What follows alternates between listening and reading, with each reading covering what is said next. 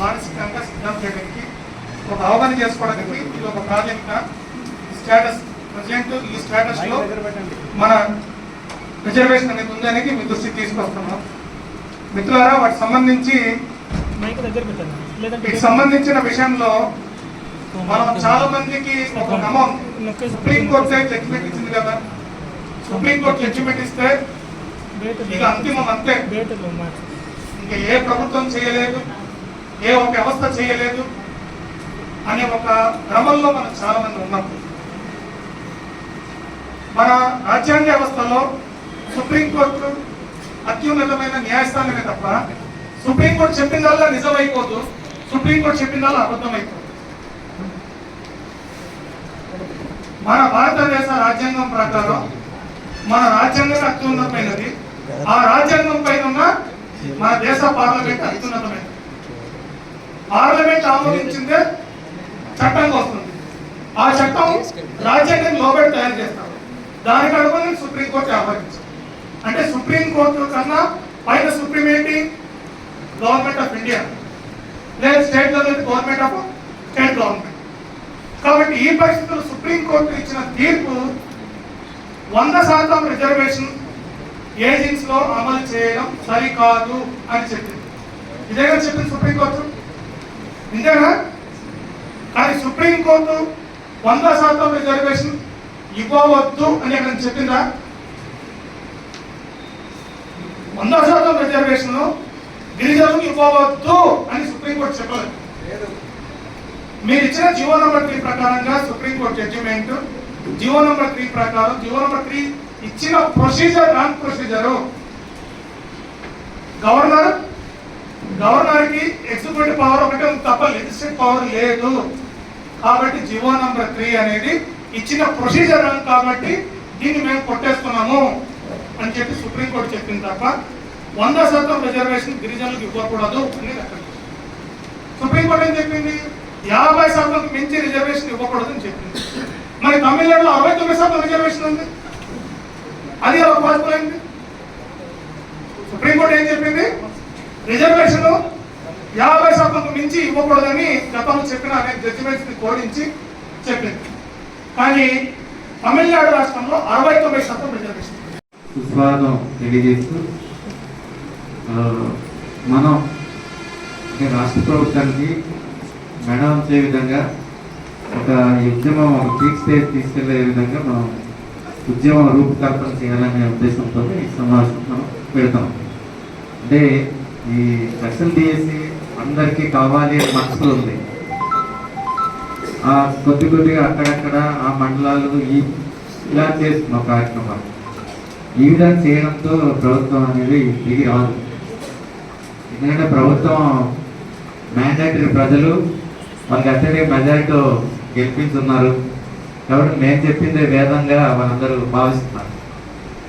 కాబట్టి మన మాట మన గొంతు వినాలి అన్నప్పుడు మన ఏజెన్సీ ప్రాంతంలో ఉన్న కనీసం 15 లక్షల మంది షెడ్యూల్ ఏరియా ఆదివాసీల కన్నా కదిలించే విధంగా మన కార్యాచరణ ఉంటే ప్రభుత్వం తప్పకుండా వింటది, దిగి వస్తుంది. మరి ఆ విధంగా మా కార్యాచరణ మనం ఈరోజు రూపకల్పన చేయాలి. ఇప్పుడు మాస్టర్ గారు చెప్పారు, అంటే ఇది ఎవరు నడపాలి, ఈ ఉద్యమం ఎవరు నడపాలి. నా అభిప్రాయం అయితే ఇది రాజకీయ చేసిగా రాజకీయ పార్టీలతో కమిటీ వేసుకుని నడిపితే అది ఒక్క తోక పట్టుకుని గోదావరి ఈదినట్టే. అందుకే ఒక స్పెషల్ డిఎస్సి సాధన కమిటీ పేరుతో మనం ప్రజా సంఘాలు కమిటీలు ఉంటారు, ఆ నాయకత్వంలో మనం ఈ పోరాటం తీసుకెళ్తే ఇది మనం విజయం సాధించే వరకు ఇది ఉంటాం. గతంలో కూడా మనం చేసాం అలాగే.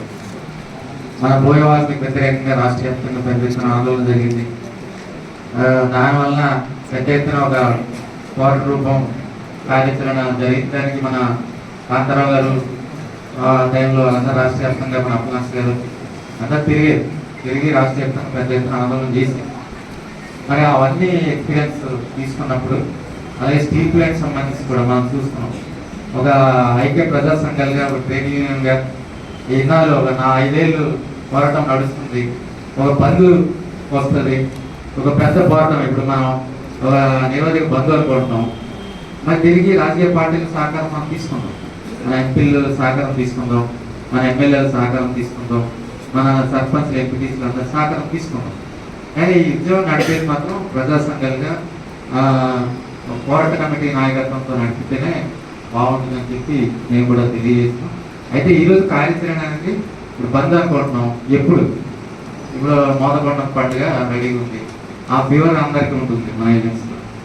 దాని ముందు చేస్తామా దాని వెనకాల చేస్తామా ఒక ప్రతిపాదన పెడితే దాని ఆధారంగా మన ప్రజల దగ్గర వెళ్ళడానికి బాగుంటుంది.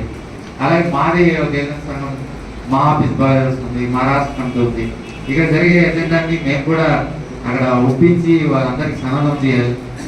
ఇప్పుడు ఈరోజు ఈ మీటింగ్లో ప్రధానంగా మన జిల్లాలోనే ఎక్కువ మంది పాడేరు నుండి వచ్చినట్టున్నారు. కానీ రంపచోడవరం అక్కడ సిద్ధం చేయాలి, మన్యాన్ని సిద్ధం చేయాలి.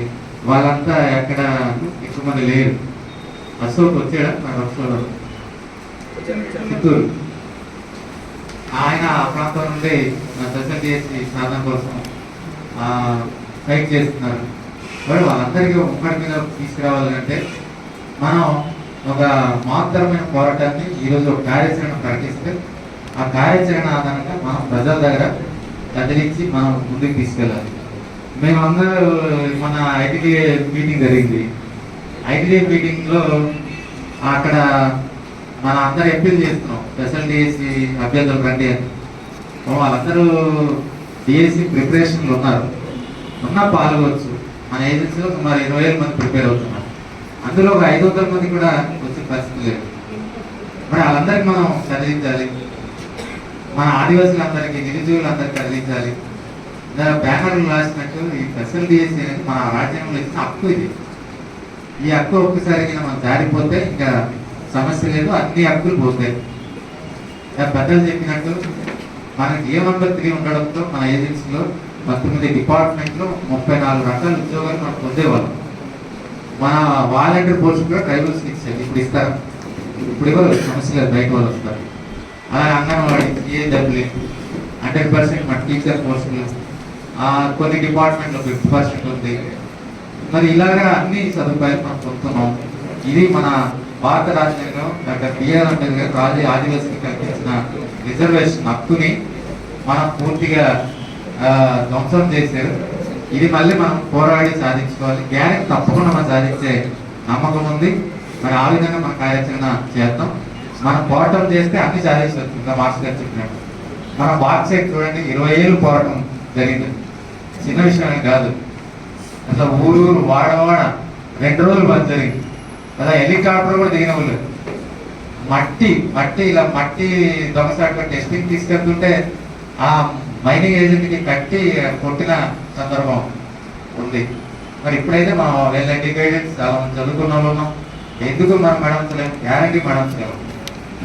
అందుకే ఇది ఒక పెద్ద ఎత్తున మన రాజస్థాన్లో మీటింగ్ జరుగుతుంది. అక్కడ ట్రైబల్స్లో ట్రైన్ పట్టాలు కూడా పీకి పడేస్తారు. అంత కోపం, అంత కోపం లేదు. అంత కోపం మనం జనానికి తీసుకురావాలి. రైతు ఉద్యమం చూడండి ఎంత జరిగింది.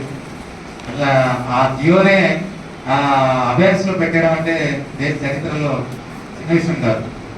అంటే ఇవన్నీ పోరాటం ద్వారా సాధించారు. కాబట్టి మనం ట్రైబల్స్లో మనకి ఒక మంచి పోరాట స్పిరిట్ గల వారసత్వంలో మనం అంతా ఉన్నాం. కాబట్టి ఇవన్నీ కూడా ఒక కార్యాచరణ స్పెసిఫిక్గా మనం ప్రకటిస్తే దాని ఆధారంగా మన కార్యాచరణ చేసి మన ఏజెన్సీ వ్యాప్తంగా, మన రాష్ట్ర వ్యాప్తంగా కూడా ఇది ఒక పికప్ ద మూమెంట్ మనం తీసుకెళ్దాం. గ్యారంటీ మనం ఈ పోరాటం ఉధృతం చేస్తే సందర్భంగా దిగి వస్తాడు. ప్రతిపక్షం వాళ్ళు మద్దతు ఇస్తారు, అన్ని సంఘాల వాళ్ళు మద్దతు ఇస్తారు. ఈ కులం లేదు, మతం లేదు, ఒకటే ఎజెండా స్పెషల్ డిఎస్సి సాధన కోసం మనందరం పోరాటం చేయాలి, రావాలి, మీరందరూ పాల్గొవాలి అనే నినాదంతో మనందరూ కూడా ముందుకెళ్దాం. మరి ఇక్కడ ఏ రాజకీయాలు వద్దు. ఇక్కడ మన ఒకటే నినాదంతో మనందరూ పనిచేద్దాం. ఆ నినాదం పెట్టిన తర్వాత ఎవరు విభజించడానికి ఏం లేదు. కాబట్టి తప్పకుండా అందరూ కలిసి వస్తారు. కాబట్టి నా స్పెషల్ రిక్వెస్ట్ ఏంటంటే ఈ మూమెంట్, ఈ ఫలితం సాధించే వరకు ఇది తీసుకెళ్ళాలి అన్నప్పుడు తప్పకుండా ఇది స్పెషల్ డిఎస్సి సాధన కమిటీ పేరు ఉంటేనే ఇది బతికి ఉంటుంది. లేకపోతే రాజకీయ చేసి పెట్టడంతో ఇప్పుడు తెలుగుదేశం వాళ్ళ రాజకీయ విధానం వేరే ఉంటుంది, లేదు ఇంకొక వైఎస్ఆర్ వాళ్ళు వేరే, కమ్యూనిస్ట్ వాళ్ళు వేరే ఉంటుంది. రకరకాలుగా వాళ్ళు ఇబ్బంది పడే పరిస్థితి అది